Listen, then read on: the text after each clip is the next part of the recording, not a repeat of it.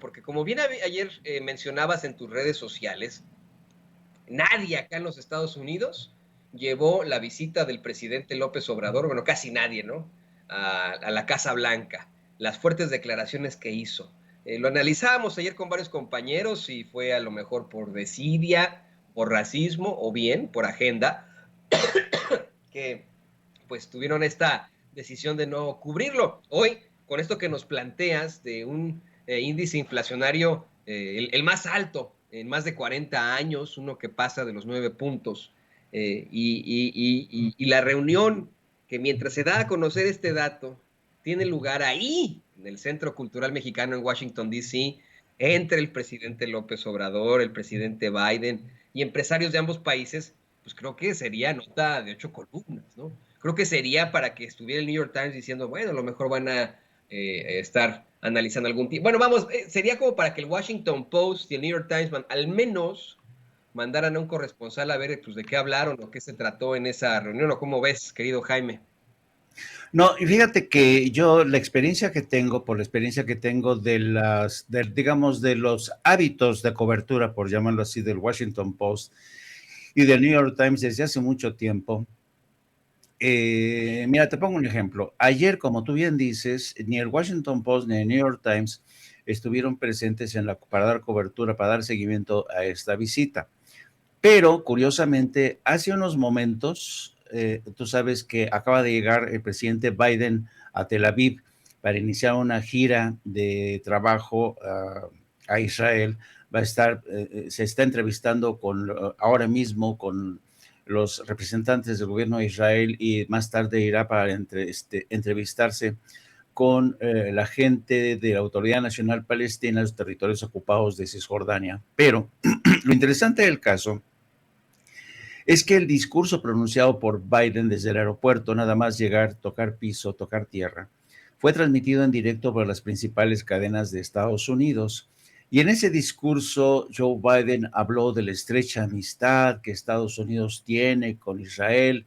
Recordó que él fue uno de los primeros políticos estadounidenses en estrechar la mano de Golda Meir en 1973. Tú sabes que las relaciones entre Estados Unidos e Israel se formalizaron en 1974. Y él presumía esta mañana de que incluso un año antes de que se produjera esto, él ya estaba ahí en Israel para mostrarse a sí mismo como un aliado incondicional de Israel. Esto que te estoy diciendo ha sido cubierto por todos los medios de Estados Unidos, por el New York Times, por el Washington Post, por las cadenas. Y esto te da una idea de cuáles son las prioridades o cuál es la lógica de cobertura de los medios de comunicación en Estados Unidos. Yo desde ayer he dicho que desafortunadamente medios como The New York Times y Washington Post vienen arrastrando desde hace mucho tiempo lo que yo llamo un punto ciego. No les importa América Latina, no les importa México, salvo que se produzcan matazones, accidentes de migrantes, atentados contra políticos, violencia de los carteles, porque cubrir las relaciones políticas entre México y Estados Unidos es poco sexy, es poco sexy.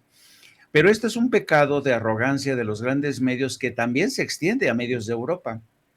Entonces, ¿qué te dice esto?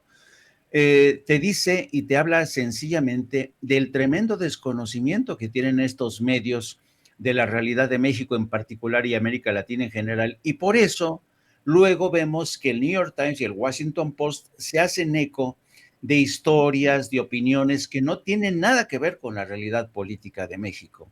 En muchos sentidos, los más importantes medios, se han convertido en artífices de esta narrativa que nos ve como una nación de migrantes, de narcotraficantes, que luego, después de que nos presentan así, nos estigmatizan. Esta satanización es utilizada por políticos del Partido Republicano y luego es consagrada aún más en Hollywood, donde hacen películas de todo esto. Entonces, a mí, francamente, no me sorprende. Ahora, lo que sí me sorprende, es que gente que es inteligente, que son periodistas, que son cosmopolitas, que han viajado o han sido, conocen Estados Unidos, le den demasiada importancia a esta falta de cobertura de este tipo de reuniones que son vitales para la seguridad estratégica de Estados Unidos y México.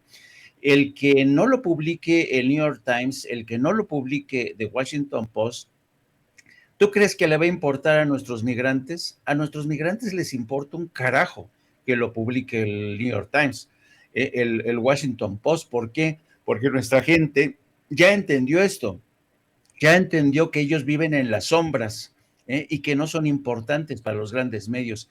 Pero he ahí el gran valor de coberturas como la de Sin Censura y otros medios independientes que se han percatado de este déficit de cobertura y Sin Censura no está mirando al New York Times para si acaso saber si ha hecho una buena cobertura el New York Times. No, no, no. Están haciendo una cobertura que en conciencia saben que es importante para nuestra gente. Yo creo que hay que aprender a descolonizar la cabecita y entender que el hecho de que el New York Times y el Washington Post no cobran estas historias no significa que no sea importante. Claro que es importante. Imagínate el impacto que ha tenido este encuentro de López Obrador y Joe Biden en la vida cotidiana de millones, porque, y si quieres luego lo analizamos, los términos del comunicado que se dio a conocer esconde muchísimas cosas, hay que hacer una lectura detallada entre líneas de lo que se quiso decir y no se quiso decir para justamente evitar mayor aspaviento precisamente entre republicanos y demócratas. Un último punto, querido Antonio. Si te fijas tú en el día después de esta cobertura, en los medios de comunicación en México, la verdad es que medios como Reforma y El Universal no han defraudado, no han defraudado. El Reforma, por ejemplo, hoy se, se enfoca en la corrección que le hizo, la supuesta corrección que le hizo Biden al presidente López Obrador cuando hablaba de China, y no es que lo haya corregido, no es, y aquí es importante, es que hay que hilar muy fino para entender por qué el presidente de Estados Unidos, Joe Biden, respingó ayer a la hora que le dijo el presidente que China se había convertido en la fábrica del mundo y le dijo el presidente Biden, no, nosotros producimos más que China. Hay que entender qué hay detrás de este respingo presidencial. Tú sabes, Toño, que Estados Unidos en estos momentos está muy preocupado, repito, muy preocupado por la influencia de China en México y el resto del hemisferio. Por eso el presidente de Estados Unidos respingó y dijo, no, no, no, Estados Unidos produce más en traducción. No, no, no, ustedes no vean a China como el eterno suministro para sus necesidades, porque en Estados Unidos tenemos más. Esa fue la razón del respingo presidencial. Y por otro lado, también se hacen eco, lo llaman ellos lo que fue la campaña de Morena orquestada en Washington a favor de Claudia Sheinbaum. Dice que Morena se organizó para llevar a gente desde Nueva York a Washington para lanzarles vivas al presidente y cantar Claudia Sheinbaum, presidente, y a su vez rechazar a la figura de Marcelo Ebrard. Pues bien, no es que Morena se haya organizado para favorecer a Claudia y rechazar a Marcelo Ebrard, no. Lo que ocurre es que con Marcelo Ebrard la comunidad migrante en particular tiene cuentas pendientes y tiene que ver con los encuentros y desencuentros que el canciller ha tenido con miembros de la comunidad migrante, porque le critican a Marcelo Ebrard, sobre todo de la pasada reunión que se produjo en Los Ángeles, de solamente convocar a organizaciones que tenían vínculos con el PRI y el PAN y dejar a un lado a la gente que pertenece a Morena. Ese ha sido el gran reclamo, además de las quejas que hay contra los servicios consulares. No tiene nada que ver con que hay una preferencia o una instrucción dada desde Morena para que fueran a apoyar exclusivamente a Claudia Sheinbaum, porque hay que reconocer, hay simpatizantes para ambas partes, pero lo que pasa es que Marcelo Ebrard tiene cuentas pendientes como la comunidad migrante. Y finalmente, la cereza en el pastel ha sido la columna de Reforma quejándose de que la Casa Blanca no haya tratado también al presidente como sí lo hicieron con el expresidente Felipe Calderón. Dice Reforma que a diferencia de Felipe Calderón, en la que hubo, sabes, himnos, estuvieron los marines en la ceremonia de recepción, hubo cena de gala, entonces al presidente López Obrador, pues no hubo nada de eso, ¿no? Lo que se le olvida a Reforma es que la visita de ayer de Andrés Manuel López Obrador no fue una visita de Estado, fue una visita de trabajo. Las visitas de Estado son efectivamente, incluyen esta pompa y circunstancia, que son cenas, ceremonias, recibimientos, discursos. Eso fue lo que ocurrió en 2010 con Felipe Calderón. Entonces, la gente, yo no sé si se hace tonta o no sabe.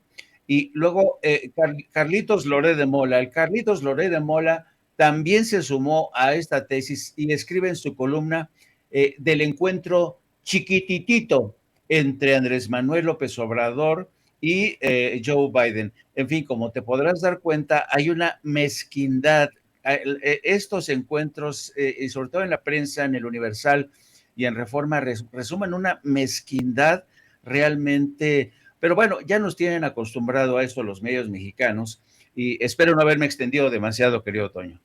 No, es un análisis de medios que tenemos que hacer, por eso lo dejamos completo. Voy a poner aparte, vamos a poner aparte en uno de nuestros clips, querido Jaime, el comentario que haces acerca del presidente Biden respingando precisamente sobre lo de China. Estoy completamente de acuerdo contigo.